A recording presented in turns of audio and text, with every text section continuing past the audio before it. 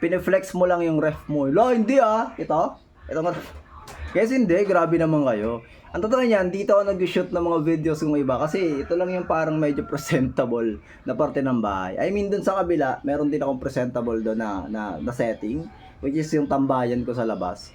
Pero pag nasa loob kasi ako, dito lang nag-shoot kasi medyo kaaya-aya siyang tingnan. Para sa akin ha, hindi ko alam para sa iba. Pero sige, para maniwala kayo, mag-house tour ulit tayo. Tara, samahan niyo ako. By the way, ako nga pala si Kuya Renan, tambay ako pero marami yung pangarap. Pangarap po yung mga na walang ginagawa at kung paano gagawin yon, hindi ko pa rin po alam. So ngayon, papakita ko sa inyo, ano ba ang sistema ng bahay ni Kuya Renan? Kasi baka iniisip nyo, putang yaman ko na. Hindi ganun yung guys. Katulad pa rin ako ng karamihan, guys. Isang normal na Pilipinong nagsisikap sa buhay. So ito yung kwarto na ginawa kong game room mga Lodi Cakes at parang medyo naging semi-tambakan na rin siya ngayon. Ito yung aparador namin ng misis ko. Ayan, kung makikita nyo, meron siyang mga guhit-guhit na ganyan. Gawain po yan ng aking 3-year-old na baby daughter. So ito po, meron pa mga kalat sa ibabaw. Well, gawain ng pag-fiesta, kailangan ko maghalongkat ng kung ano-anong gamit at hindi pa namin naayos ngayon kasi nagpapahinga pa rin kami. Nakakapagod yung fiesta mga Lodi. So ito naman yung PC ko mga Lodi. Sa ngayon, hindi siya nagagamit kasi medyo may sira yung parang software ata, di ko pa napapacheck. So ito yung laptop ng kuya. Ito, electric fan, free yan sa cellphone ni Commander. Ang cute eh. Itong to sabi ko nga parang mini tambakan siya. Ay, itsura niya mga Lodi Cakes. Well, hindi ko nakahiya na para siyang storage sa ngayon. Actually, malinis siya nitong nakaraan bago mag-fiesta. So, dahil may mga bisita nga kami, medyo, ayun, nagkahalongkatan ng kung ano-ano. Yan, hindi pa namin naayos. Nakakapagod naman kasi talaga nangyari sa amin ng fiesta. So, yun lang. Dito rin nakastock yung mga tissue, yung mga diaper ng mga bata. Ayan, yung milk. Tapos yung mga school supplies and whatever, nandito rin lahat. So, hoping na soon, maayos namin tong parte ng bahay na to. Ito naman yung simpleng sala namin mga Lodi. Ayan, kung makikita nyo yung bintana namin, kawayan pa. So, matagal na yan. Hindi pa kasi nagkakapera ng matindi. Pag nagkapera tayo ng matindi, palitan natin ng ano yan, ng salamin yan. So, ito yung bamboo set namin. Guys, yung bamboo set na to mga Lodi Cakes, bata pa ako, nandito na to. Almost 12 years na ata to. Basta tagal na nito mga Lodi. Ito yung isa sa mga gamit dito sa bahay na subok na ng panahon. Tapos ito naman yung parang video setup ko mga Lodi Cake. So, ayan. Pasensya na kayo, yung mga stuff toy dito, nagkalat na lahat. Mahilig kumanta asawa ko mga Lodi. So, isa to sa mga pinakaunang pinundar ko. Ayan din yung maliit na TV sa katabi niya. Pag gusto magkantahan, andito kami tumatambay sa sala para kumanta. And ito yung tambayan ko na madalas yun nakikita pag gumagawa ako ng content. Yan. Dito ako madalas nakatambay pag ang paggawa ko ng content is maaga pa. Bakit? Kasi dito mapresko mga idol. Diba? Kita nyo pawid yan guys. Oh, pawid yan. Kahit gaano kainit ang panahon, hindi tumatagos ang init dyan mga Lodi. Kung ako alam yung masusunod, kung hindi lang talaga delikado sa bagyo yung bubong, nako hindi ko papalitan ng yero yung ibang parte ng bahay. Kaso ayun, wala eh. Kailangan papalitan. Pero ayan, makikita nyo kawayan and everything. So, 'di ba? Probinsya vibes mga Lodi. Ayun naman yung motor ko, matagal nyo na nakita 'yan. Tapos, ito yung oven. Of course, matagal nyo na rin nakita 'yan mga Lodi Cakes. By the way, meron nga pala yung bagong addition sa pamilya, which is yung mga puppy ni Blacky. So, meron kaming 5 puppy rito. Kalat sila, saan-saan sila nahihiga. So, ngayon ito yung banyo namin. Kung makikita nyo, kurtina yung yung pintuan. Wala talaga eh. Sabi ko paunti-unti kasing ginagawa yung bahay mga Lodi Cakes. And syempre gaya nga ng sabi ko, dahil nga sa fiesta, makalat pa bahay. Kita nyo naman, ang daming labahin and whatever, hindi pa nakakapagsampay. And kung makikita nyo, bilang proof na nakarang handaan, andyan pa, nagkalat pa yung mga Tupperware, yung mga, ewan ko ba, na masaya yung mga handaan, mga fiestahan dito sa amin, kaso, yun nga lang pagkatapos ng festahan tsaka handaan, yung tira, yung residue ng handaan, mahirap talagang ayusin at sinupin. Pero hopefully magawa na namin yan. So, at ito naman yung kusina mga idol ng Kuya Renan. Dito madalas magluluto. Ayun, pasensya na hindi pa rin siya maayos tingnan. So, pasensya na kayo. Sabi ko nga sa inyo, di ba? Larawan ng kahirapan ng Kuya Renan. Pareho niya lang din ako, guys. Hindi ako naiyang ipakita to sa inyo. Wala akong dapat itago. Kaya sa mga nag-iisip lagi dyan na, tangina, mas mayaman ka na ata. Hindi. Walang mayaman guys, sabi ko sa inyo. Kaya nga, yung iba nagtataka, di ba? Bakit relate ako sa mga pinagdadaanan ng iba? May nagsabi rin sa akin, bakit yung mga content mo parang pangmasa, di ba? Sabi daw, pangmasa yung content mo para marami daw ako maingganyo manood. Pangmasa yung content ko kasi parte ako ng masa. Kasama nyo ako para tayo ng buhay. Tapos yung sinasabi nyong ref, by the way, ito palang washing machine, hindi akin yan.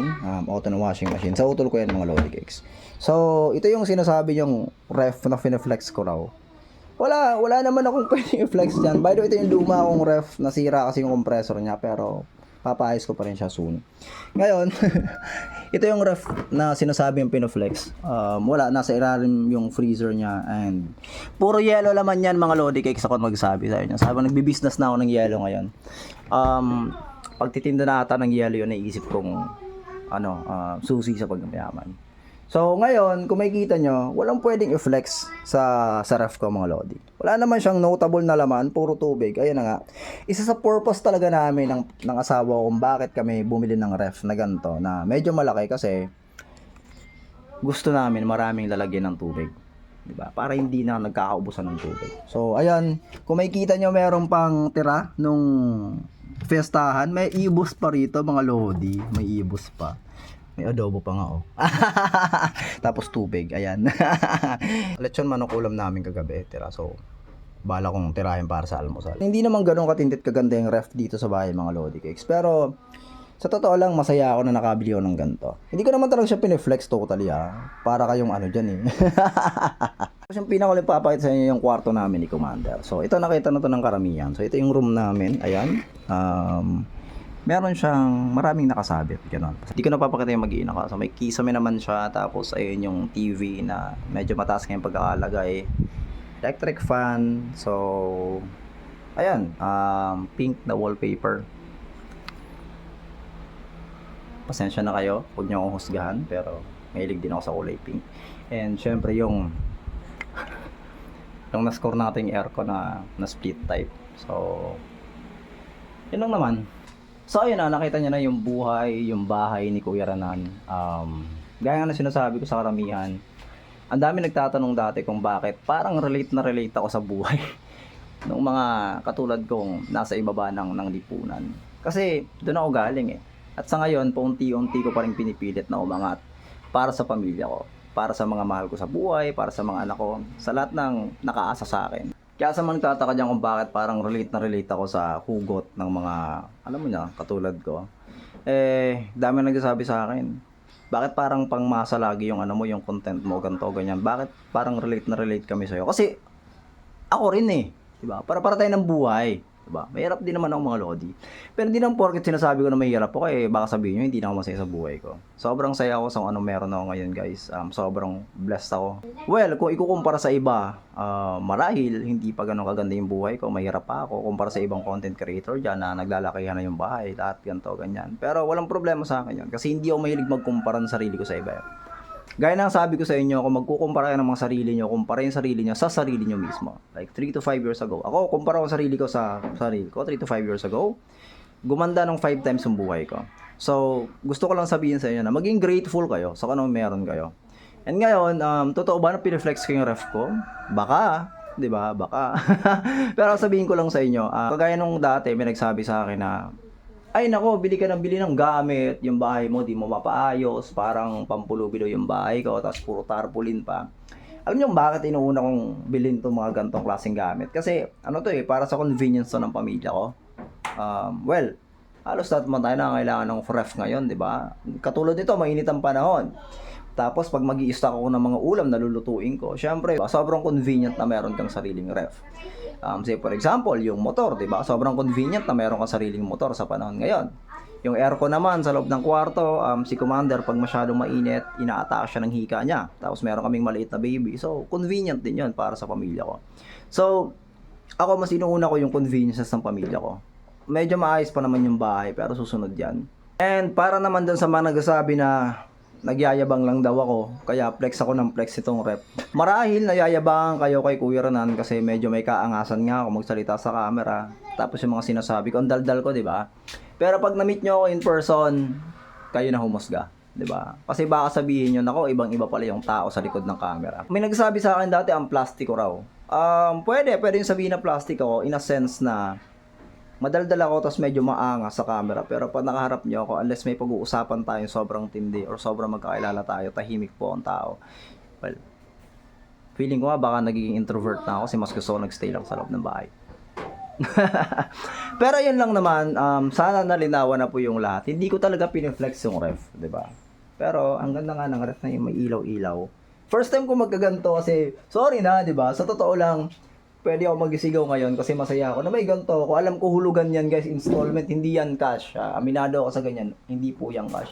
Pero sobrang proud pa rin ako sa sarili ko kasi hindi ko naman akalain makaka-ref tayo ng ganto eh. Kaya kayo dyan na, huwag kayo mayang i-flex yung mga achievement nyo at mga napupuntaran nyo as long as malinis nyo nakuha yung mga yan. Kasi, yung iba sa atin, pangarap lang yan dati.